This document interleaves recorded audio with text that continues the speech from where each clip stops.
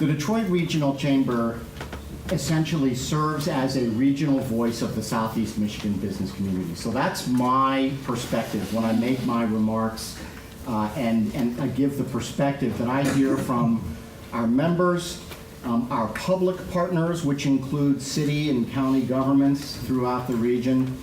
All of that, I think is sort of undergirded by a theme of collaboration. If you're not talking with people and collaborating with them and knowing what's on their mind, your mission or your accomplishments in undertaking that mission are going to be fundamentally incomplete. So the first thing to realize when you're talking about border cities and what border cities do and why they're important is to recognize, first off, that Michigan is a global player. We are involved in and integrated fully into the global economy. And what does that mean?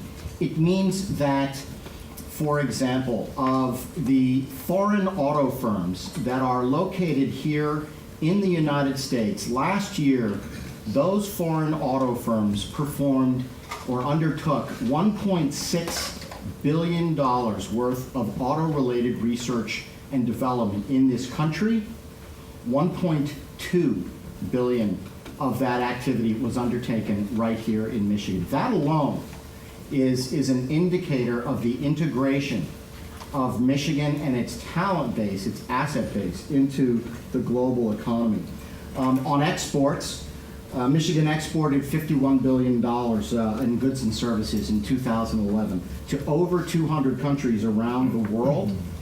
And that performance represents a 50% growth from the export level of this state just as little as a decade ago. And so that is within the top 10 in terms of looking at the US states. That's within the top 10 of growth rates, export growth rates for states. So those two facts should serve, unless you needed any other confirmation, that Michigan is really integrated into the global economy. And yet, I think most of us, if you surveyed around, would agree that there's so much more that we can do and that we need to do.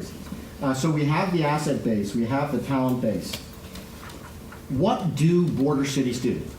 When you look at it, when it comes right down to it, they probably do two essential things. First, they ensure and enhance our security.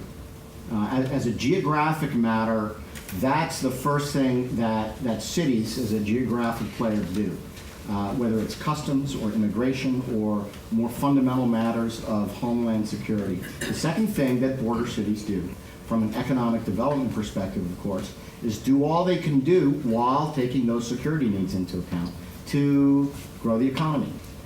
They represent a front line, if you will, in many cases, not always, but in many cases, a front line in terms of the economic performance and the economic statement that a region makes, that our nation makes before the rest of the world. And so I'll give an example of a collaborative effort that the Chamber has undertaken with the governor and many here in Lansing and many around the state, and that is the effort to develop and build a new bridge, a second bridge crossing in the Detroit region. And that is an effort that the governor, as you know, has been very squarely behind. The Chamber has been and will continue to be vocally and explicitly supportive of the governor's efforts to undertake the bridge. And I'm going to put politics aside for just a moment. And I know that in a state capital, given my prior life, to asking folks to put politics aside is like saying, okay, first of all, suspend your belief and don't breathe at the same time. I get that. You know, I've been a politician before. But from a basic merits of the bridge perspective, the bridge is a homeland security, a new bridge across the Detroit River is a homeland security imperative. It is a job creator for this entire state. The most vocal business support for the new bridge in Detroit comes from businesses in Western Michigan. And the third thing that it should provide, and that it has the potential to provide, is benefits for communities in and around Detroit that really need it from businesses. Not from taxpayer money, but from businesses themselves. So that's a collaborative effort that we have undertaken. The efforts at the Chamber, the program efforts for economic development, focus around our transportation development, distribution and logistics program called TransLink, for which we have, in collaboration with many of the partners who are here today across the rostrum, undertaken some pretty important data point studies in terms of the advantages and the assets that our region and our state have to offer in developing a global logistics hub. We've performed those studies in the form of a freight study that shows data points for freight movements, origin, destination, modes, and product themselves. And we've also done a concept audit amongst the private sector to see, of the TDL sector, to see what needs they have.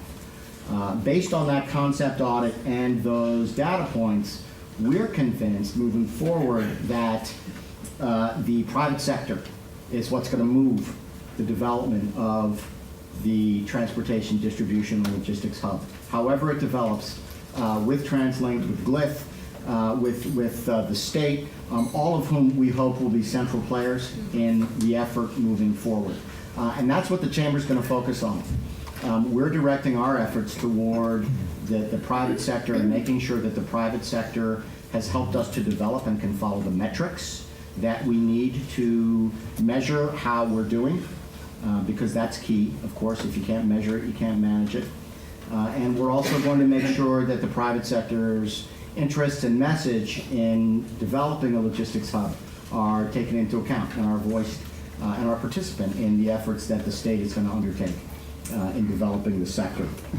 So, and that's important because we have a good collaborative reach with not only the private sector throughout Southeast Michigan, but ports in Canada, chambers of commerce throughout all of the Great Lakes, along with the Chamber of Commerce in Cleveland. The Detroit Regional Chamber has been participating in border security talks with the Government of Canada on the Beyond the Border Action Plan, and also transportation needs specifically related to the Surface Transportation Authority reauthorization bill in Washington. So that's what we're undertaking there.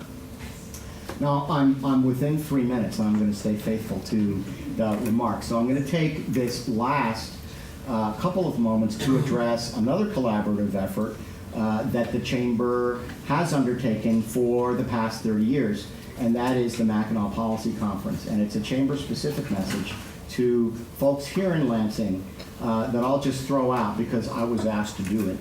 I don't do the conference work, although I have tons of admiration for folks who do. As many of you know, the Chamber changed its dates from its traditional schedule for the Mackinac Policy Conference this year. And the essential message that I was asked to deliver on behalf of the Chamber was our bad for not consulting with particularly the legislature and the legislative community here in Lansing before going ahead and making that date change. Because, as many of you know, now the conference is taking place, I think the first day of the conference is scheduled to take place on a date in which you all are in session, which is obviously a big problem. And so that's a bad on the Chamber's part that we've done, and it's not going to happen again. It's obviously important at a policy conference for the policy-making body to be represented and to be fully participant.